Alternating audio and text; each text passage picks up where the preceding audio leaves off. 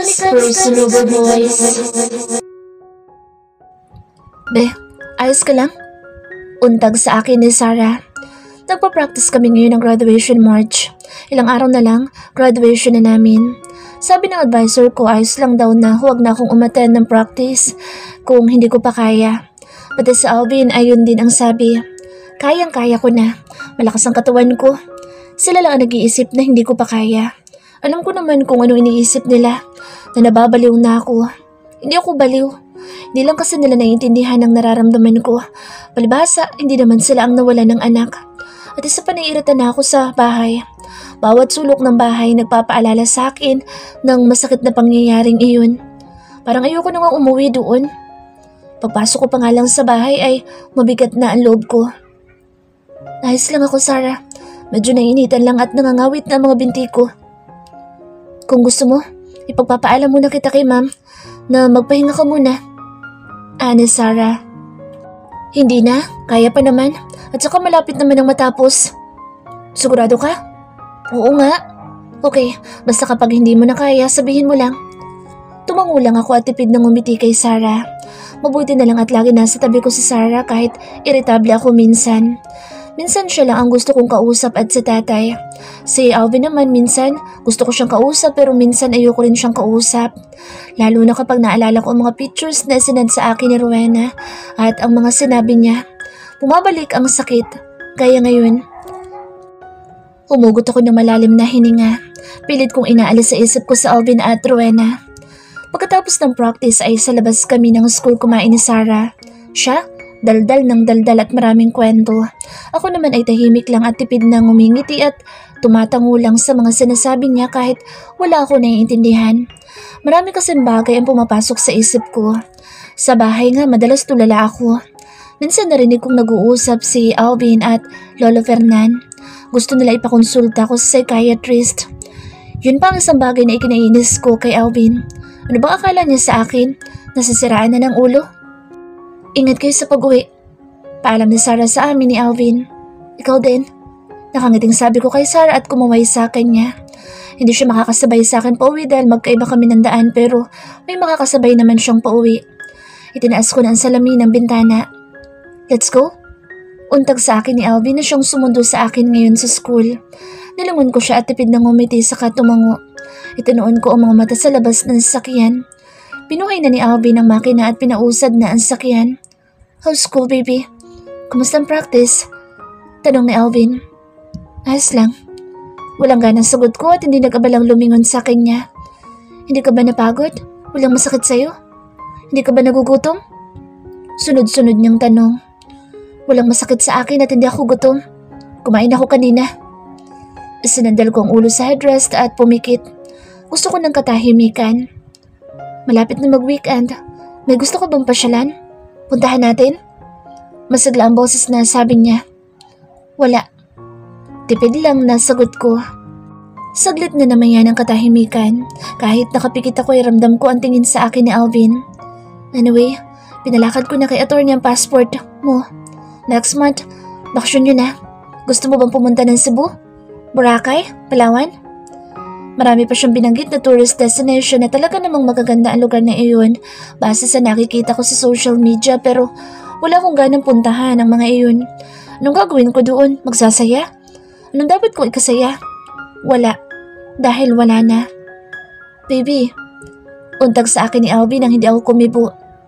Pag-iisipan ko. Dinig ko ang pagbuntong hininga niya. Oh, ikaw ang bahala. Mukhang napagod ka ngayong araw. Take a rest. Pagdating natin sa bahay, okay?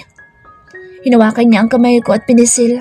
Hindi na siya nangulit hanggang sa makarating na kami sa bahay. Pero sa pagdaan ng mga araw ay parang unti-unti nang nagbabago ang samahan namin ni Alvin. Unti-unti nang nanlalamig. Madalas na kaming nagtatalo. Ang sabi mo, puro babae lang kayo mag-outing kaya pinayagan kita. Pero ano yung mga nakita kong mga pictures na nakatag sa'yo sa social media? May mga kasama kayong lalaki. Yung sa lalaki katabi mo pa at halos yumakap na sa'yo. Sita sa akin ni Alvin. Pagpasok ko pa lang ng bahay. Nakaabang na siya sa akin sa labas pa lang at di na maipinta ang muka. Sa biyahe pa nga lang ay panay ang tawag na niya sa akin na para bang hindi ako uuwi. Kumamot ako sa ulo. Wala talaga kami kasama mga lalaki at puro babae lang naman talaga kami. Itanong mo pa kay Sarah. Kaya lang yung isa kong kaklase, kilala niya pala isang grupo ng mga lalaki sa resort at pinajoin niya sa amin. Paliwanag ko. Lalo nagsalubo ang mga kilay niya at namewang pa. Pero dapat sinabihan mo pa rin ako.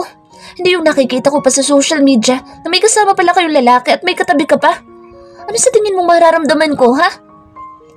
Tila nagpantingan tenga ko sa sinabi niya. Pinagdududahan niya yata ako. Iniisip lang niya ang nararamdaman niya. Bumangon ang inis sa dibdib ko. Eh ikaw, naisip mo ba noon ang nararamdaman ko habang magkasama kayo ni Rowena sa Cebu? Natigilan siya sa sinabi ko. Hindi ko rin alam kung bakit yun ang lumabas sa bibig ko pero tila nabawasan na 1 gramo ang mabigat na daladala ng dibdib ko nang masabi ko iyon. Wala kaming ibang ginawa na Rowena sa Cebu. Trabaho lang ang ginawa namin doon. Mahinahon na ang boses niya at bahagya na lumambot ang muka. Ako naman ang bahagyang natigilan. Mukha naman siyang nagsasabi ng totoo pero hindi pa rin sapat iyon para mawala ang lahat ng bigat sa aking dibdib. Wala rin kaming ginawang iba na lalaking katabi ko sa picture. Sabi ko, sabay talikod at malalaki ang hakbang na umakyat ng hagdan. Bigla na naman ako nainis sa kanya. Ayoko muna siyang kausapin. Ang Vince Personal Voice.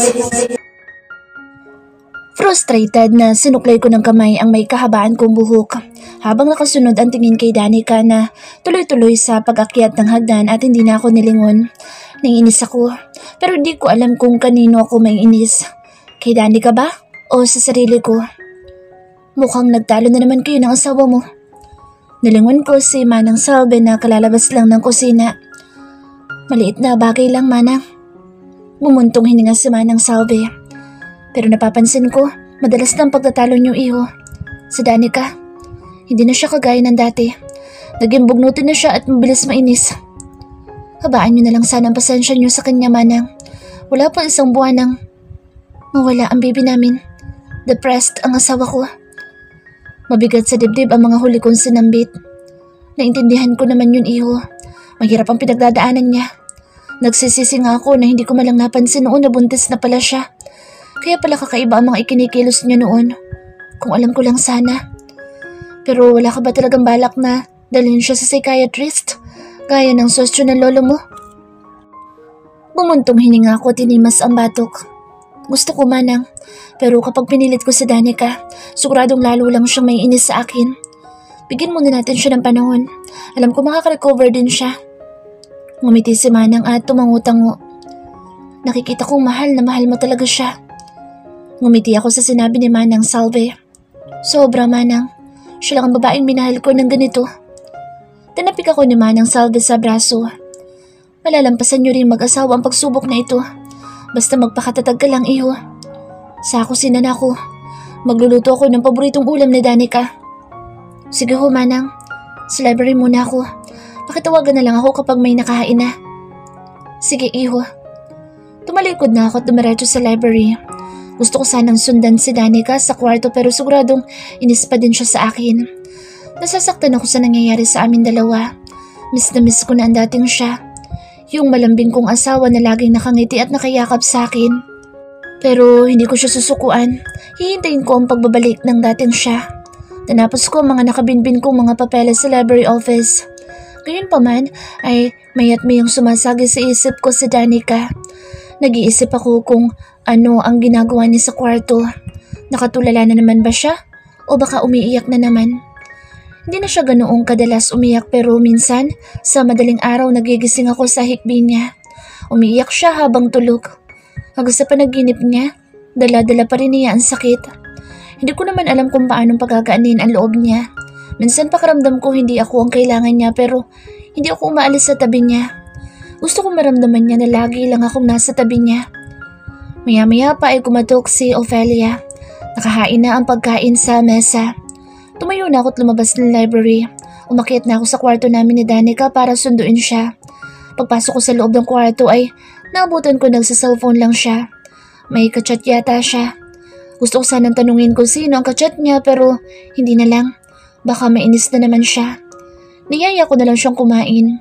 Hindi naman na siya nagpapilit at sumama na sa akin. Napangiti ako nang siya na mismo ang mawak sa kamay ko. Danika's personal voice. Mama! Nilingon kong anak ko na malayang tumatakbo sa garden. Napangiti ako na makitang hinahabol niya ang paru-parong lumilipad. Kisarap sa tenga ng matiniis niyang tawa. Nililipad ng hangin ang may kahabaan niyang buhok na itim na katulad ng sa akin. Malabo ang kanyang mukha sa paningin ko dahil siguro sa sinag ng araw. Mama! Tawag pa ulit niya sa akin sa maliit na boses na sinundan pa niya ng matiniis na tawa at tili. Mag-iingat ka, baby. Inilapag ko ang cellphone sa coffee table at tumayo para lapitan na ang anak. Baka kasi madapa pa siya sa kakahabol sa paru-paro na papalayo na. Baby, huwag mo nang sundan ng butterfly. Napatili ako nang madapa ang anak ko. Tumakbo akong palapit sa kanya. Parang dinudurog ang puso ko nang marinig ang palahaw niya ng iyak. Mama! Agad kong binangon ang anak ko na patuloy pa rin sa pag-iyak. Baby, nandito na si Mama. Sabi ko naman sa'yo, huwag mo nang sundan ng butterfly eh. Mama? Shh. Nandito na si Mama. Nasaan ang masakit? Inalo-alo ko siya at tinignan ang kanyang tuhod. Napasingap ako at nalaki ang mata nang makitang maraming dugo ang umaagos sa tuhod niya.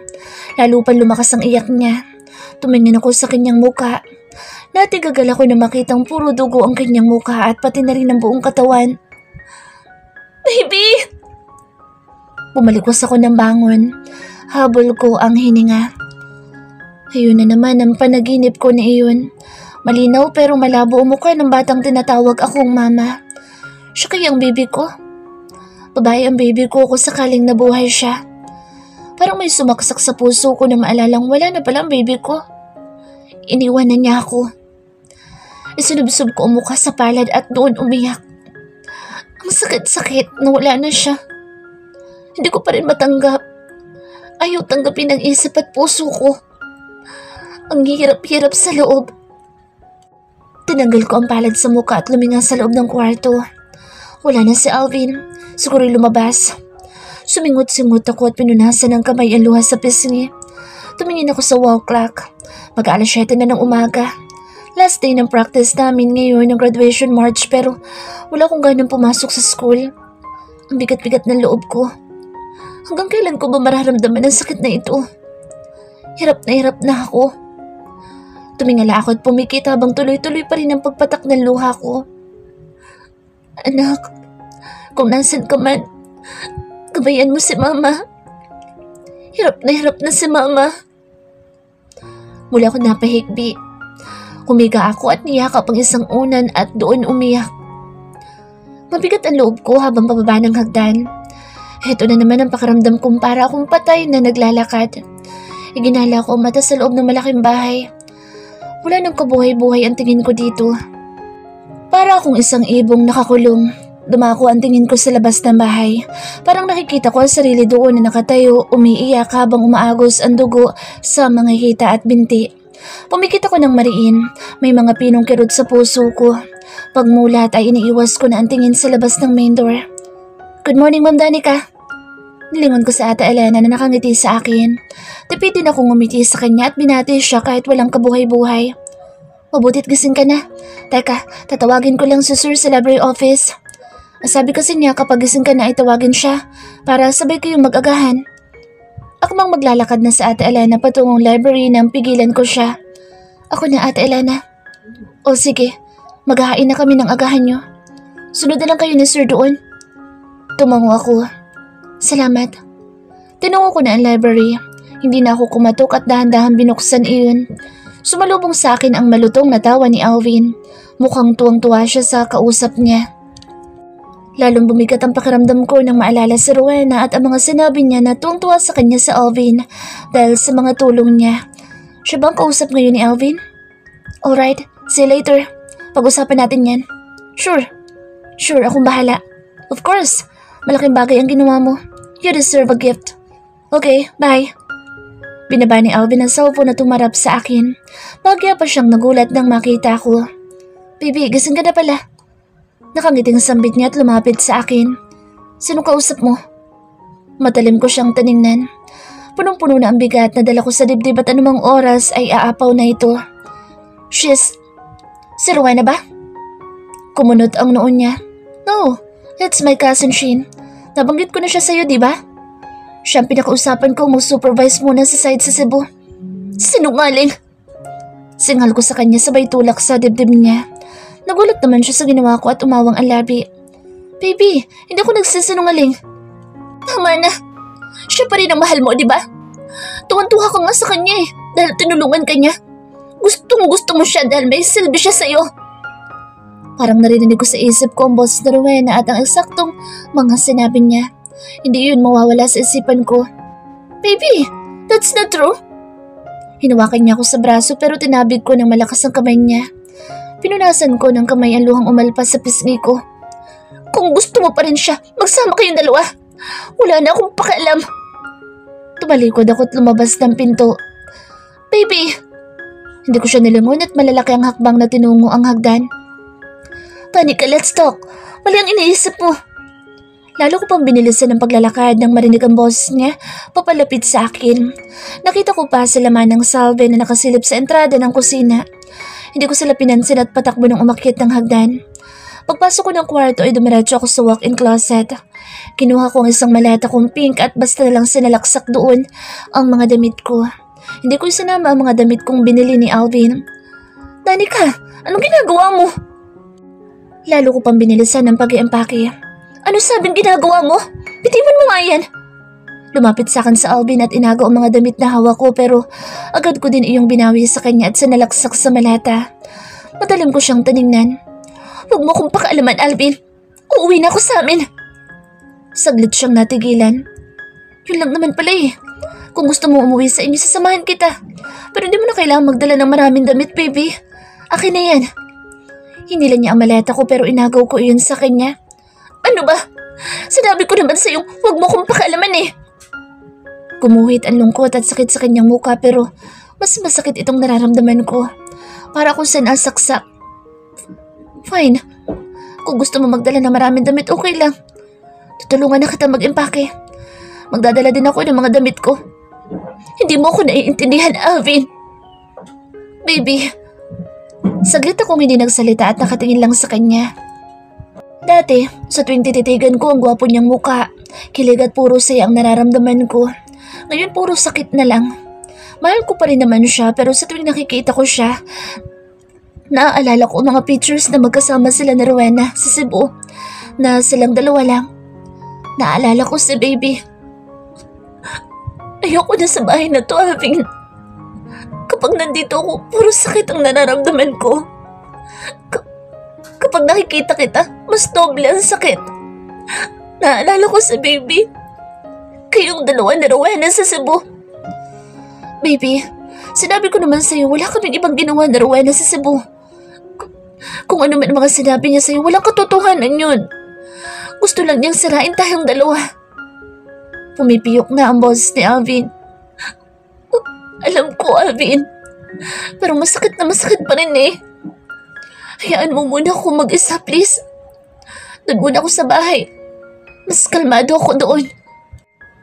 Danica, please. Hayaan mo muna ako mag-isa. Napapagod na ako.